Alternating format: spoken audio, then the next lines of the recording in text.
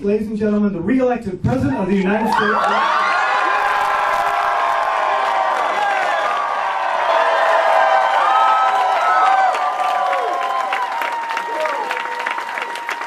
So, you guys, I try to picture myself when I was your age, and I first moved to Chicago at the age of 25, and I had this vague inkling about making a difference. I didn't really know how to do it. I didn't have a structure, and there wasn't a presidential campaign at the time that I could attach myself to. Ronald Reagan had just been reelected and was incredibly popular, and so I came to Chicago knowing that somehow I wanted to make sure that my life attached itself to helping kids get a great education, or helping people living in poverty to get decent jobs and be able to work and have dignity. To make sure that the people didn't have to go to the emergency room to get health care. And I ended up being a community organizer out on the south side of Chicago. A group of churches were willing to hire me.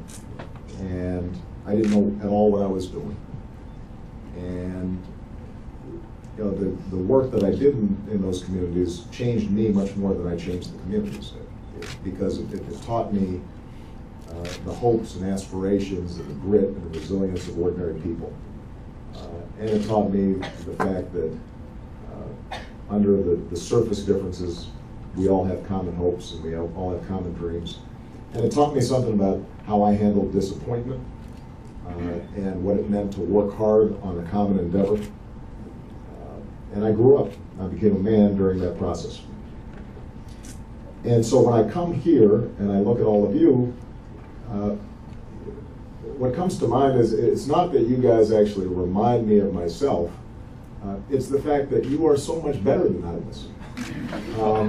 In so many ways. You're smarter and you're better organized, and you're more effective.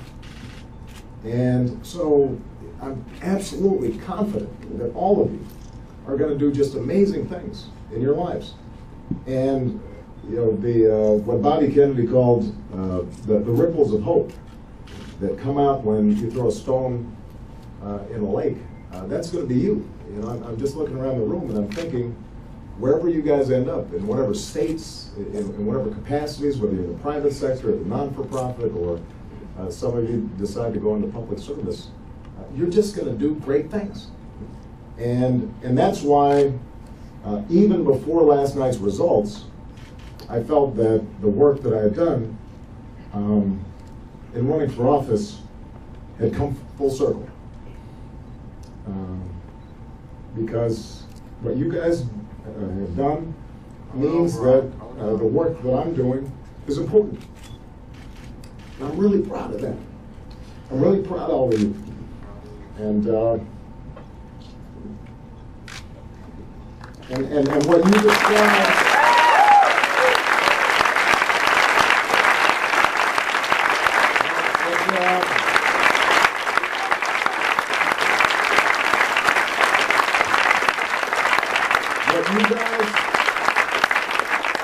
you guys have accomplished, it will go on in the annals of history, and people will read about it and they'll marvel about it. But the most important thing you need to know is that your journey is just beginning. You're just starting.